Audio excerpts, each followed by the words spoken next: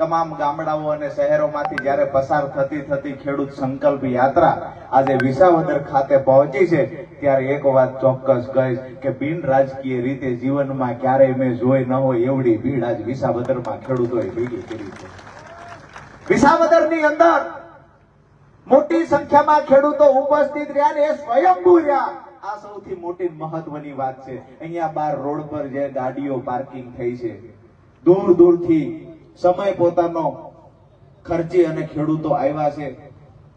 માતાઓ બહેનો પણ અહીંયા મોટી સંખ્યામાં ઉપસ્થિત છે, ત્યારે એમનું પણ સ્વાગત કરીએ. આ તકે મહત્વની વાત કે ખેડૂત સંકલ્પ યાત્રાની શરૂઆત શા માટે થઈ? સંકલ્પ શેનો લેવાનો છે? તો ગુજરાતમાં હાલ બિન રાજકીય રીતે ખેડૂતો માટે લડતા સંગઠનો ખરા,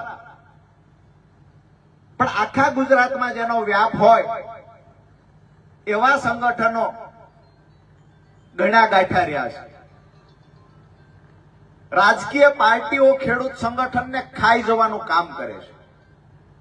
કોઈ ખેડૂત આગેવાન બહાર આવ્યો, ખબર પડે કે ખેડૂતોનો પ્રેમ મળી રહ્યો છે, ખેડૂતો આ આગેવાનની સાથે જશે, આવી જ્યારે ખબર પડે ત્યારે રાજકીય પાર્ટીઓ એક થઈ અને ખેડૂત નેતા અને ખેડૂતો વચ્ચે દિવાલ ઉભી કરવાનું કામ કરે છે ને એ મેં હળદરની ઘટના પછી જોયું છે.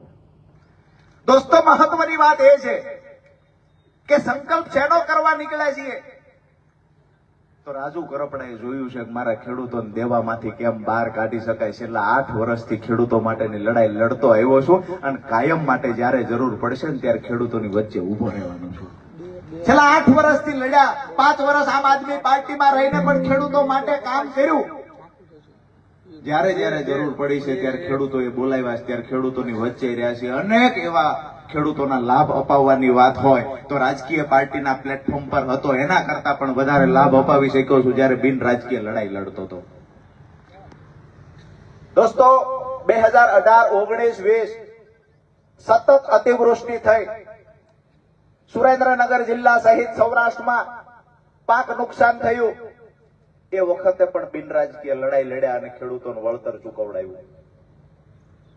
અહીંયા હાઈ ટેન્શન લાઈનના પ્રશ્ન હોય તો પણ ભલે, જમીન સંપાદનના પ્રશ્ન હોય તો પણ ભલે, જમીન માપણીમાં થયેલી ભૂલોની સામે લડત લડવાની વાત હોય તો પણ ભલે, જ્યારે જ્યારે પણ ખેડૂતો સાથે અન્યાય થયો ત્યારે ખેડૂતોની વચ્ચે ઉભા રહીને ખેડૂતો માટે લડ્યા છીએ. ઘણા લોકો કહેતા કે ખરેખર આ પાર્ટી છોડીને તમે મેદાનમાં ઉતર્યા છો, જાહેરાત તો કરી દીધી છે, પણ સાથ કોણ આપશે?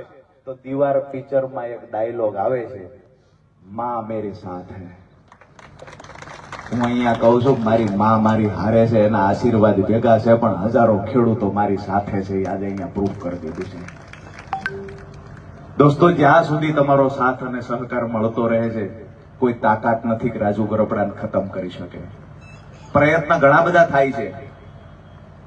પાર્ટી છોડતાની સાથે સૌથી વધારે મેં જેના માટે કામ કર્યું હતું એ જ પાર્ટીએ સૌથી વધારે ગાળો દીધી. દુઃખ એ વાતનું છે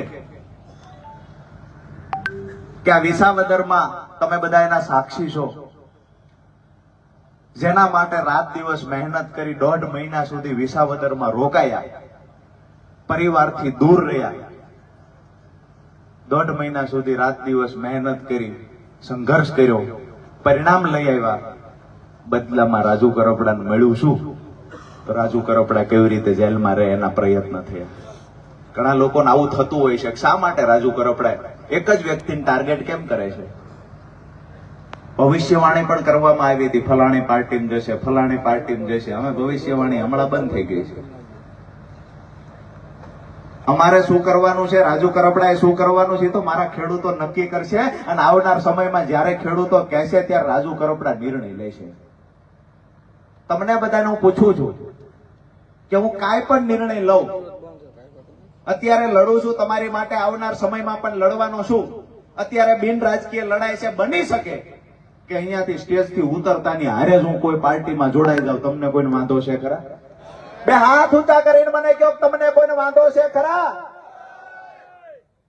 વિસાવદર, ભેહાણ, જુનાગઢના ખેડૂતોને વાંધો નથી, તમારા ધારાસભ્યોને વાંધો છે.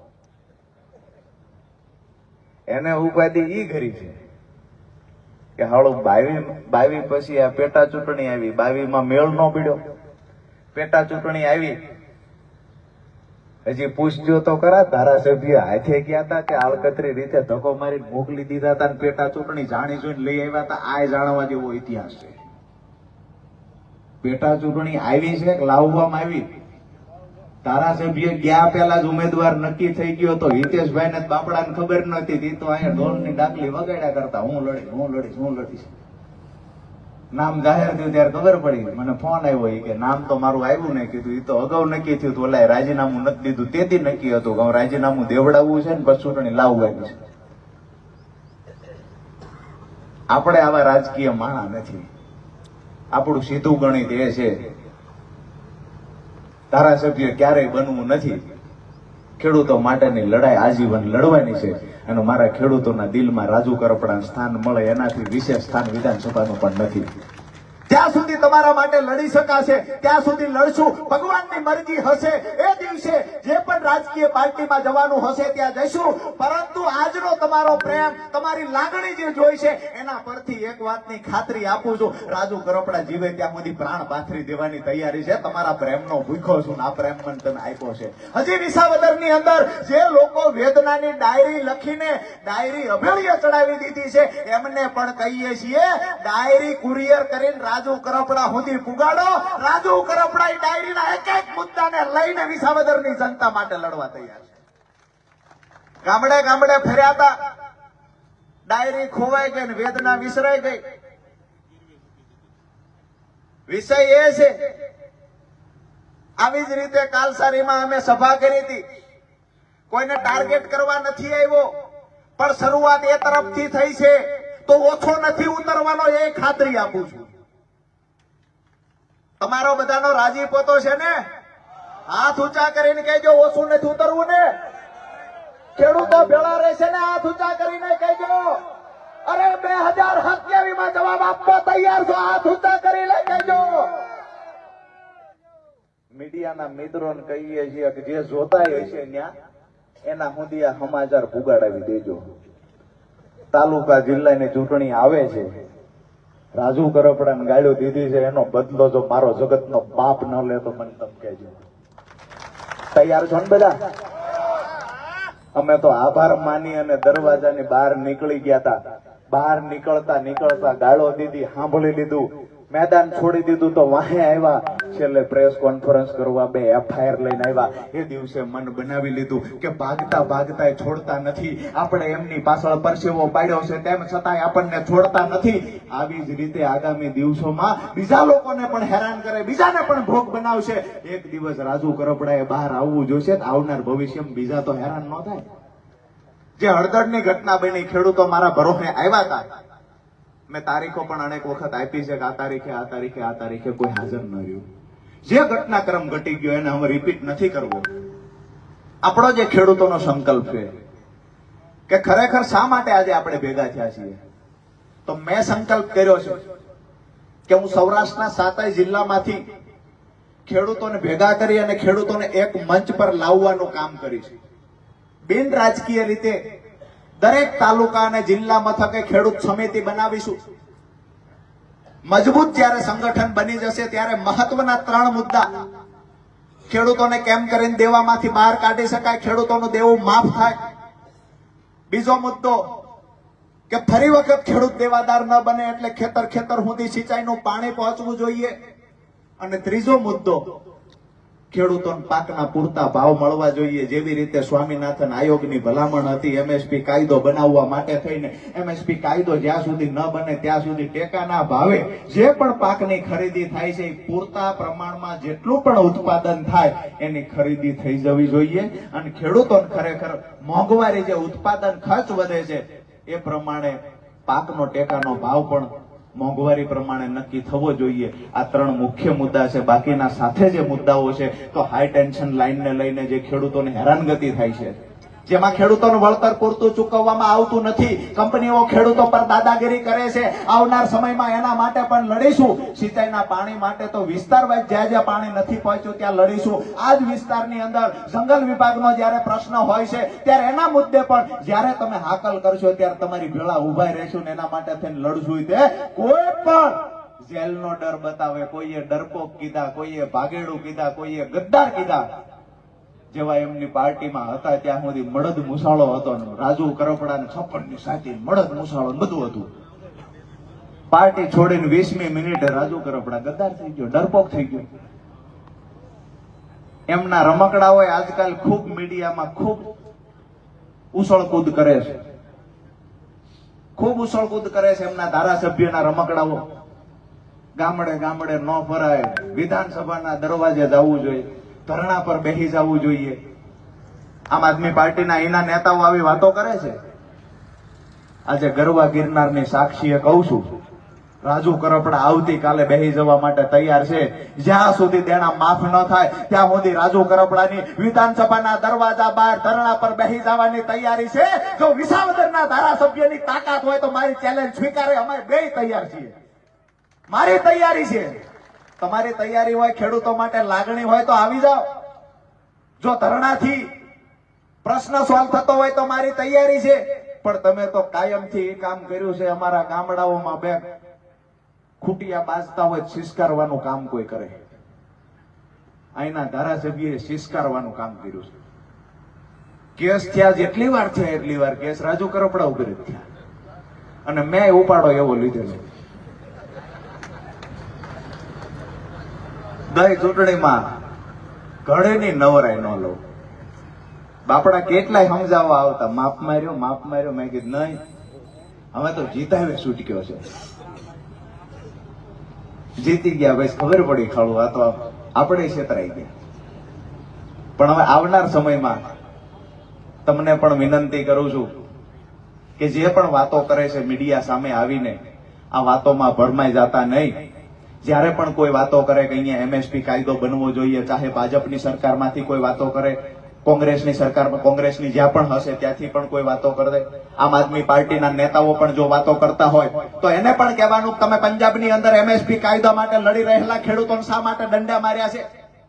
તમે પંજાબમાં કેટલી કલાક વીજળી આપો છો? આપણે બેની તુલના નથી કરવી, પરંતુ અહીંયા જે ખેડૂતોનું દુઃખ છે એ માટે લડવાના છીએ. અહીંયા જે આમ આદમી પાર્ટીના નેતાઓ ખેડૂતો માટે રેલીઓ કાઢે છે એ એની સરકાર છે, ત્યાં શું આપે છે? આ પણ એક સવાલ પૂછવા જેવો છે. અને જાહેર મંચ પર ડિબેટ કરવા તૈયાર હોય તો રાજુ કરપડા એ ચેલેન્જ આપે છે કે આમ આદમી પાર્ટીની સરકારે જે કાંઈ આપ્યું હોય એ મુદ્દા મને ગણાવજો. અને પંજાબના ખેડૂતો પણ મારા સંપર્કમાં છે. એ ખેડૂતો જે લડાઈ લડે છે અને એ લડાઈમાં સરકારે કેટલા ખેડૂતોને જેલમાં પૂરી દીધા ને એના આંકડા ભેગા છે. એટલે સીધી વાત છે, કાગડા બધે કાળા છે. અમે આવનાર સમયની અંદર જ્યારે સંગઠન મજબૂત બનશે ત્યારે ચોક્કસથી ખાતરી આપું છું કે જેવી રીતે આક્રમકતાથી લડતા એ જ આક્રમકતાથી લડવાના છીએ. એ જ આક્રમકતાથી ભાજપ સરકાર હશે ને તો ભાજપ સરકારને કાન આપીશું. અને એ પણ ખાતરી આપું છું કે આવનાર સમયમાં જેવું 7 જિલ્લાનું અંદર સંગઠન મજબૂત બની જાય, ગામડા સુધીની સમિતિ બની જાય, અરે તમે સમિતિ બનાવવાની તૈયારી રાખો. રાજુ કરપડાની લડવાની તૈયારી છે. અને એ જ હળદળ વાળી જો ફરીવાર ગુજરાતમાં ન કરું તો રાજુ કરપડા નામ બતાડી દેવાનું. આ જ સરકારની સામે લડી લેવાની અમારી તૈયારી છે. પણ કોક શિષ્કારે અને જેલમાં પુરાવી દેવા માટેના પ્રયત્ન કરે તેવી મૂર્ખામી નથી કરવાની. આયોજન પૂર્વક લડવાનું છે. સિંચાઈના પાણી માટે પરિણામ સુધી લડવાનું છે. તેના માફ થાય એના માટે લડવાનું છે. પાકના પૂરતા ભાવ મળે એના માટે લડવાનું છે. અરે અમે કડતા માટે લડ્યા, એમાં પરિણામ લઈ આવ્યા છીએ. મૂળી તાલુકામાં સિંચાઈના પાણી મુદ્દે લડ્યા, 45 ગામની અંદર સિંચાઈનું પાણી પહોંચાડવામાં સફળતા મેળવી છે. ચોટીલાની અંદર 20 થી વધારે ગામોની અત્યારે જે નાણાકીય મંજૂરી મળી ગઈ છે એમાં પણ સફળતા મળી છે. અરે આવનાર સમયમાં અમારે જહ જોતો નથી. અમારું કામ ને અમારું સપનું એ છે કે અમારા ખેડૂતના ખેતર સુધી પાણી પહોંચે. અમારા જગતના બાપના દીકરા કોઈના કારખાનાના મજૂર બનવા માટે લાચાર છે ત્યારે પીડા સૌથી વધારે રાજુ કરપડાને થાય છે. અહીંયા અમારી માતાઓ બહેનો બેઠેલા છે, બાળપણમાં પોતાના મા બાપના ઘરે હોય ત્યારથી કામ કરવાની શરૂઆત કરે, સાસરે જાય ત્યાં પણ કામ કરે, 40-45 વર્ષની ઉંમર થાય ને એના ઘરે જયારે દીકરા દીકરીના લગ્ન આવે ને તેથી માવડિયુંને પોતાનું હોનું ભંગાવવું પડે ને કાંઈ ગીરવે મૂકવું પડે, વવારું ચડાવવા માટે આ પીડા રાજુ કરપડા છે. આ પીડા એ સમજી શકે જે પરિવાર લઈને બેઠા છે. આ પીડા એ સમજી શકે કે જેને ખેતી કરી છે, જેને દેણું જોયું છે, પરિસ્થિતિ ખરેખર પાકમાં મહેનત કર્યા પછી ભાવ ન મળે ત્યારે પરિસ્થિતિ શું થાય, આ પીડા એ સમજી શકે. અમારો નાંગાણીનો દીકરો ચોટીલા તાલુકાના ધારે ગામથી પાકના પૂરતા ભાવ ન મળ્યા, જ્યારે ફીસના પૈસા લેવા આવેલો એન્જિનિયરનો સ્ટુડન્ટ ફીના હિસાબ એને કર્યો, એગ્રો વાળાને ચૂકવવાના, ટ્રેક્ટર વાળાને ચૂકવવાના. એને થયું કે મારા બાપને માથે દેણું દિવસે દિવસે વધતું જાય છે, મારો અભ્યાસ ચાલુ છે, ક્યાંક ને ક્યાંક હું મારા બાપને દેવાદાર બનાવું છું, સારી જોબ મળી જાય તો સારું છે, નહીતર શું કરશું. આ વિચારમાં છોકરો અહીંયા આવ્યો, જસદણ ખાતે કપાસ વેચવા ગયા, દીકરો ભેગો ગયો. દીકરાએ કહેલું કપાસનો હિસાબ કરી અને જે તમારે ચૂકવવાના છે ચૂકવાના, ઉપરના પૈસા વધશે એમાંથી હું ફીના પૈસા લેતો જાય છે. ભાવ થઈ ગયો, વજન થઈ ગયો અને દીકરાને ખબર પડી, ચોટીલાના ધારેના નાંગાણીના દીકરાને ખબર પડી, હિસાબ કર્યો ત્યારે કે પૈસા તો એગ્રોન ટ્રેક્ટર વાળાના ચૂકવવામાં ખૂટે છે, એમાં ફી કેવી રીતે લઈ જાય છે. એ દીકરાએ નક્કી કર્યું કે મારા એકની શહીદી પછી જો પરિણામ મળતું હોય તો યાર્ડની અંદર સળગવું છે. એ દીકરાએ પેટ્રોલ છાંટીને પોતાની જાતને હળગાવી દીધી છે ને આ પીડા પણ રાજુ કરપડા ભોગવે. હું તમને એ કહેવા માટે આવ્યો છું કે જીવતા મરી નથી જવું, શહીદ નથી થઈ જવું, પણ પોતાની જાતને ખેડૂતો માટે હળગાવી દેવી છે અને ખેડૂતોને ઘરે અંજવાળું થાય ને એ તૈયારી સાથે મેદાને આવ્યા છીએ. તમને પણ બધાને નમ્ર વિનંતી કરું છું કે આવનાર સમયમાં જ્યારે પણ તાલુકાની ચૂંટણી હોય, જિલ્લાની ચૂંટણી હોય, માણસને ઓળખજો. અમે છેતરાયા છીએ, તમે ન છેતરાતા. તમને સારું લાગે ત્યાં મત આપજો, અમે ના નથી પાડતા. તમને જ્યાં સારું લાગે ત્યાં આપજો, પણ જેને મન ગાળું દીધી છે એને એકને સાઈડમાં કરીને કહેજો બાપા તેમ પરો ખાવે કઈ. કહેશો તો ખરા ને, બે હાથ ઊંચા કરીને સહકાર તો આપો છો ને. આકલો તો તમારો ગજબ છે. હવે મને લાગે છે ઘણા એવી વાતો કરતા હોય છે, રાજુ કરપડાએ હોપારી લીધી છે, આમ આદમી પાર્ટીને પતાવે ને હોપારી લીધી. એટલે હું એટલો મજબૂત હતો, એ પાર્ટી છોડ્યા પછી મને ખબર પડી. હું હોપારી લઉં, આખી પાર્ટી પતી જાય, તમારે બધાને ઘરે વયું જ જવું જોઈએ. શું કામ લડવી જ જોઈએ ચૂંટણી? 35 વર્ષનો યુવાન હોપારી લે અને આમ આદમી પાર્ટીને પતાવી દે તો એ આમ આદમી પાર્ટીની તાકાત કેવડી છે. ઘણા બધા આમાં લાગી પડ્યા છે. આજ તો સ્પેશિયલ ઓફિસે બેહાર્યા છે. અમે કહીએ છીએ કે તમારા બાળપણમાં જે જન્મતા વેદ સંસ્કાર તમારા મા બાપે આપ્યા હોય એવું લખજો, તોય ગાડું લખાલેખ થયા, સમજવામાં જ નથી. લખાલેખ થયા છે. અને મેં નક્કી કર્યું છે કે હારવાનું નથી, નિરાશ થવાનું નથી. ખેડૂતો માટે લડવા નીકળ્યા છીએ, દંડાઈ ખાઈશું, જેલમાં જઈશું. મેં ક્યારે એવું નથી કીધું હું 108 દી જેલમાં, 108 દી જેલમાં રહ્યો. એટલે પણ શું કામ રહ્યા? ખેડૂતો માટે રહ્યા ને. ખેડૂત નેતા તરીકે જયારે તમે જેલમાં જાઓ છો એ કોઈ સંભળાવવાની વાત નથી. આજે એ વાતના ખુલાસા કરી દઉં કે ખેડૂતો માટે લડતા લડતા રાજુ કરપડા 108 દિવસ નહીં 1.5 વર્ષ જેલમાં રહ્યો કટકે. આમ આદમી પાર્ટીનો એક નેતા બતાવે ખેડૂતો માટે લડતા લડતા જેલમાં ગયા હોય. અમે ખેડૂતો માટે સતત કામ કર્યું છે ને એટલે જ આજે હજારોની સંખ્યામાં વિસાવદરની ભૂમિ પર ખેડૂતો એકત્રિત થયા છે. આવનાર દિવસોમાં જે પણ પાર્ટી તમને સારી લાગે એ પાર્ટીને સહકાર આપજો. મારી તો એટલી જ વાત છે કે જેને મને ગાળું દીધી છે ને એને એક વખત પરિણામ બતાવજો. એક વખત બતાવજો કે અમારા નાના ભાઈને, અમારા ખેડૂતના દીકરાને તમારા માટે આટલો સમય કામ કર્યા પછી જો તમે ખરાબ ચિતરવાના પ્રયત્ન કરતા હોય તો અમે ખેડૂતો રાજુ કરપડાની ભેળા છીએ. આપણી વચ્ચે જેને દિવાલ ઊભી કરવાના પ્રયત્ન કર્યા છે એને જવાબ આપવાનો સમય પણ પાકી ગયો છે. દોસ્તો, આવનાર સમયમાં ફરી વખત જ્યારે પણ મળવાનું થશે ત્યારે મહત્વની વાતો કરશું. પણ આજની સભામાં અહીંયા જયારે હું આવતો ત્યારે મેં ગાડીઓનો કાફલો જોયો. મારે પોતાને પહોંચતા 1 કલાક લેટ થયું. લગભગ 500 થી વધારે ગાડીઓ રોડ પર રેલી સ્વરૂપે આવતી. આનાથી વધારે ખુશીની વાત બીજી કઈ હોય? આજે ખરેખર એક ખેડૂતના દીકરા તરીકે આનંદ અનુભવું છું. મેં મારા જીવનમાં જેટલું પણ ખેડૂતો માટે કર્યું, જેટલું પણ મહેનત કરી, મારા માવતર પણ ઘણી વખત એવું કે બેટા સતત તું આ માટે દોડસ, શાંતિથી બેસીને ઘરે ખાવ ને બદલામાં શું મળશે, વળતર શું મળશે. આજે લાઈવ જોતા હોય તો મારા મા બાપને કહું છું, વળતર આ મળ્યું છે. ખેડૂતો રાજુ કરપડાની પેલા આજુબાજુ આ દિવસ ખુશીનો દિવસ છે, એની સાથે એ પણ કહું છું કે આ દિવસ દુઃખનો દિવસ છે ને. એ દિવસે તમે મારી ભેળા ઉભા રહ્યા છો, ખંભે હાથ મૂકીને કીધું છે કે રાજુ એકલો નથી, એમ ખેડૂતો તારી ભેળા ઉભા છીએ. આ એ જ ભૂમિ છે જે આજથી 8-9 મહિના પહેલા અમે એક ઉમેદવારને ચૂંટાવવા માટે થઈને, આ એ જ ભૂમિ છે જ્યાં ગામડે ગામડે હું ફરતો હતો અને ખેડૂતોનો મને પ્રેમ મળતો. મને એક વખત સ્વીકારું છું, હકીકત સ્વીકારું છું, વિચાર એક વખત આવેલો, ફરી વખત વિસાવદરના ખેડૂતો મને સ્વીકારશે ખરા? પાર્ટી તો છોડી દીધી છે, વિસાવદરના ખેડૂતો મને સ્વીકારશે?